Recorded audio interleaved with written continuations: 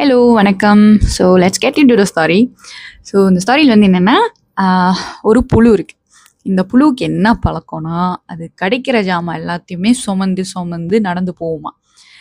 So இவருமே இப்படி நடந்து போயிட்டு இருக்கிறப்ப வழியில் வேற புழுவு பார்க்கும். என்னடா இது வந்து இவ்வளோ சுமந்துக்கிட்டு இருக்கு, பாரமாக இருக்கும்னு சொல்லிட்டு இந்த புழுங்க வந்து அதுக்கிட்டேருந்து கொஞ்சம் ஜாமான் இறக்குங்களாம்.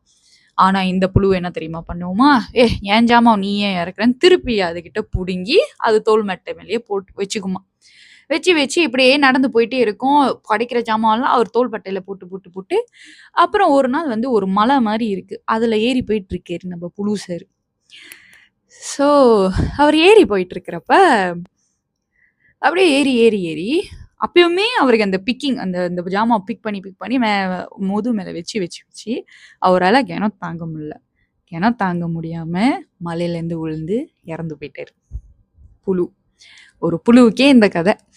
அதாவது இந்த ஸ்டாரியோட வேல்யூ என்னன்னா, a lot of things in life don't carry. முடிஞ்ச அளவுக்கு எதெல்லாம் இறக்கி வைக்க முடியுமோ அதெல்லாம் அங்கங்கே இறக்கி வச்சிருங்க. ஏன்னா ஒரு உயரத்துக்கு போகிறப்ப சில ஜாமான்லாம் நம்ம தூக்கிட்டு போனோம்னா அது நம்மளுக்கு தான் கெடுதல். ஸோ இதுதான் இன்னைக்குள்ள ஸ்டாரி. தேங்க்யூ, பாய்.